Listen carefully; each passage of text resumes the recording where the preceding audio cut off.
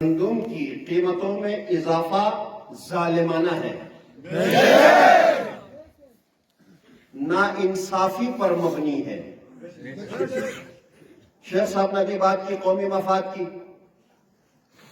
افسوسناک مرحلہ یہ ہے کہ قومی مفادات کا تعین ایک کلرک اپنے دفتر میں بیٹھ کر کرتا ہے۔ قومی مفاد ہو یا عوامی مفاد، اس کا تعین عوام کرے گی، اور عوام نے گزشتہ 15 دنوں سے نگر میں، آج 21واں دن ہے اس کردوں میں، یاسین کے اندر، دیامر کے مختلف علاقوں میں احتجاج ہو رہا ہے۔ کون احتجاج کر رہا ہے؟ کوئی فرشتے احتجاج نہیں کر رہے ہیں، عوام احتجاج کر رہے ہیں۔ اور عوام نے محکمہ خوراک کی جانب سے، سیکورٹی خوراک کی جانب سے گندم کی قیمتوں میں اضافے کے فیصلے کو مسترد کر دیا۔ ہم نے ان 14-15 دن انتظار کیے کہ شاید ہمارے اصولی موقف کا جواب اصول کے مطابق دیا جائے گا۔ ہمارا موقف قومی موقف ہے، اس قومی موقف کا جواب بھی قوم بن کر دیا جائے گا۔ لیکن ہمیں افسوس کے ساتھ کہنا پڑتا ہے، اوچھے ہتھ کنڈے استعمال کیے گئے، گن پوائنٹ پر لوگوں میں آٹا تقسیم کرنے کی کوششیں کی گئیں، اور یہ تاثر دیا جانے کی، عوام کو، قوم کو تقسیم کرنے کی، اس نے لے لیا، اس نے لے لیا، کب تک تم بھوکے رہو گے؟ یاد رکھو، میں اپنے سروے کے مطابق کہہ رہا ہوں کہ 90% گلگت بلتستان نے تمہارے گندم کے قیمتوں میں اضافے کو مسترد کر دیا ہے۔ تم یہ تاثر دے رہے ہو کہ 80% لوگ مطمئن ہیں، دیکھ لو 90% لوگوں نے تمہاری قیمت پر گندم نہیں لیا۔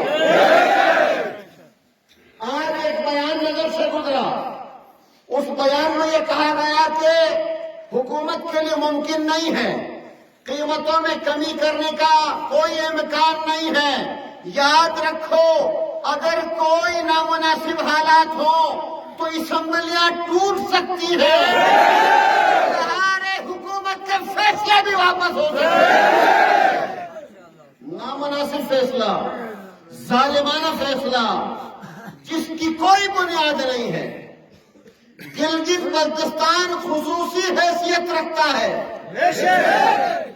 میں سوال کرنے کا حق رکھتا ہوں وزارت امور کشمیر سے، میں سوال کرنے کا حق رکھتا ہوں چیف سیکرٹری سے، میں سوال کرنے کا حق رکھتا ہوں وزیر اعظم پاکستان سے، میں سوال کرنے کا حق رکھتا ہوں صدر پاکستان سے۔ میں پوچھنا چاہتا ہوں، وہ خصوصی حیثیت گلگت بلتستان میں دکھاؤ۔ کیا یہاں طلبہ کو خصوصی حیثیت حاصل ہے؟ کیا طلبہ کو خصوصی رعایت دی گئی ہے؟ کیا ہمارے طلبہ کو کوئی خصوصی حیثیت دیتے ہوئے کوٹا بڑھایا گیا ہے؟ کیا ہمارے طالب علموں کو یعنی گھر کی دہلیز پر تعلیم دلوانے کے لیے کوئی میڈیکل کالج بنایا گیا ہے؟ کوئی انجینئرنگ کالج بنایا گیا ہے؟ کیا ہمارے سفری سہولیات میں رعایت دی گئی ہے؟ کسی چیز میں کوئی رعایت نہیں دی گئی۔ ہم سوال کرنے کا حق رکھتے ہیں، اگر گلگت بلتستان کو خصوصی رعایت حاصل ہے تو رعایت دکھلاؤ۔ اگر رعایت نہیں دکھلاتے ہو تم چور ہو، مجرم ہو۔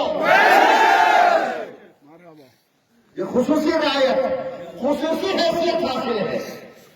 جب بھی یہاں مطالبہ اٹھا گلگت بلتستان کی آئینی حیثیت کا تعین کیا جائے، یہی کہا گیا، نہیں کہا گیا مسئلہ کشمیر سے جڑا ہوا ہے، کشمیر کو خصوصی رعایت حاصل ہے۔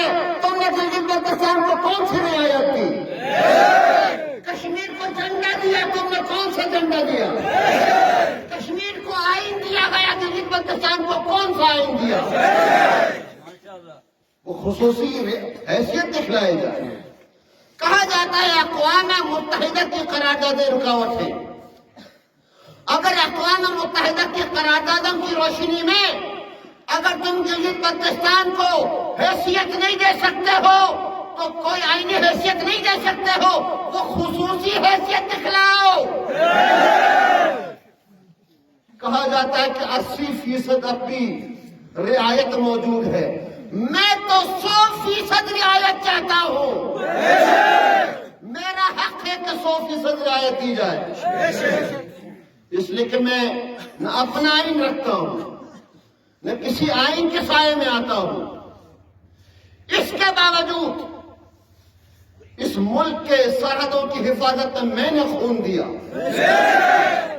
میرا خون آج بھی اس سبز ہلالی پرچم کو سر بلند رکھنے کے لیے دیا جا رہا ہے. اس خون بہانے کے سلے میں ایک گندم مل رہا تھا، وہ بھی تمہیں برداشت نہیں ہوا. ڈوب مرنے کا مقام ہے تمہارا.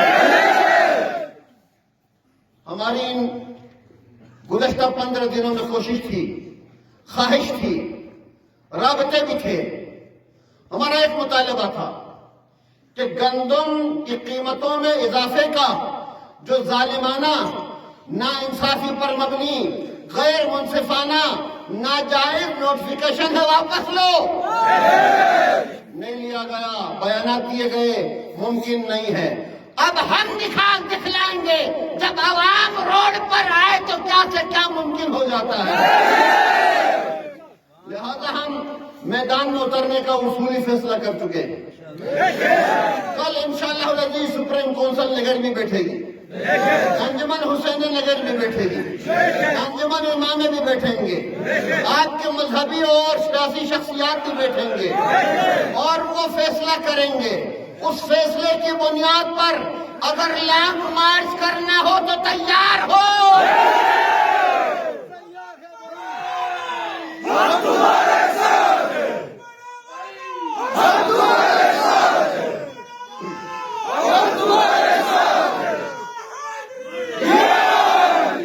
لہذا جتنی مہلت ہم دے سکتے تھے تم نے حربے استعمال کیے، لوگوں میں غلط فہمیاں پیدا کی کہ انہوں نے لے لیا، تم کیوں نہیں لے رہے.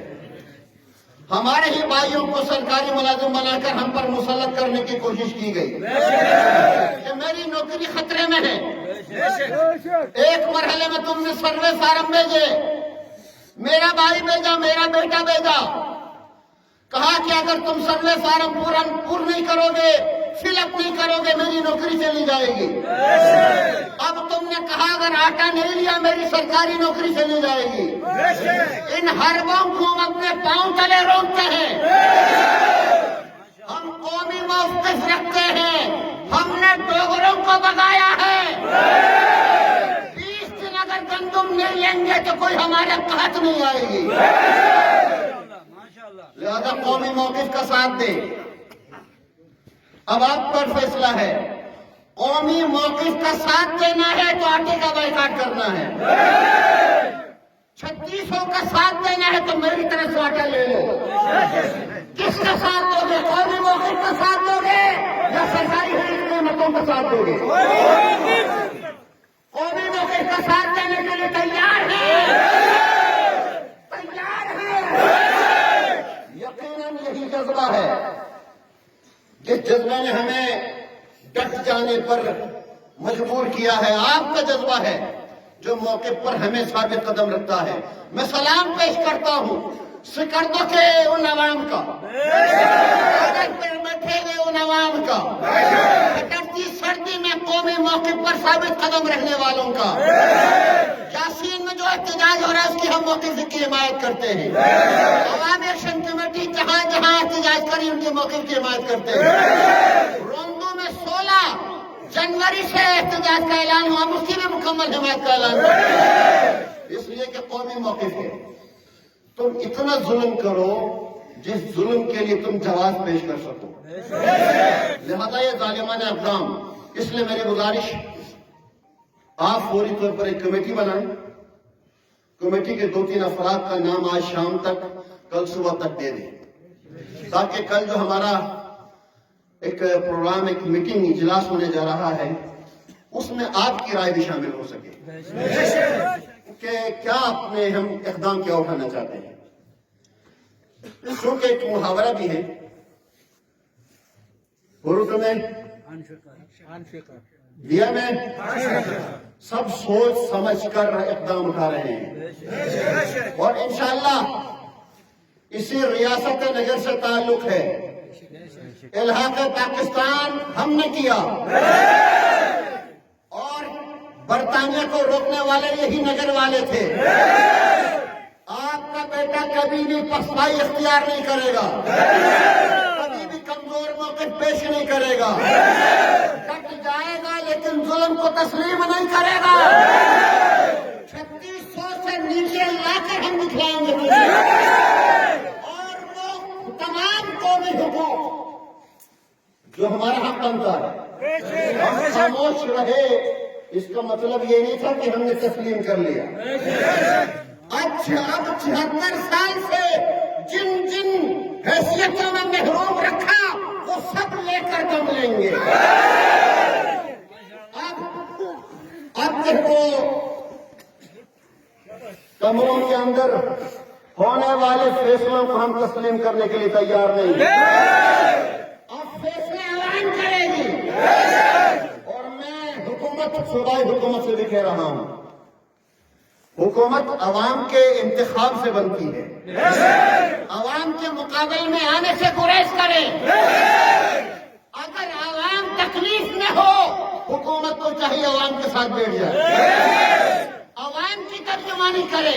ترجمانی نہ کر سکتی ہو تو اسے چاہیے حکومت چھوڑ کر عوام کے درمیان بیٹھ جائے. السلام علیکم ورحمۃ اللہ وبرکاتہ.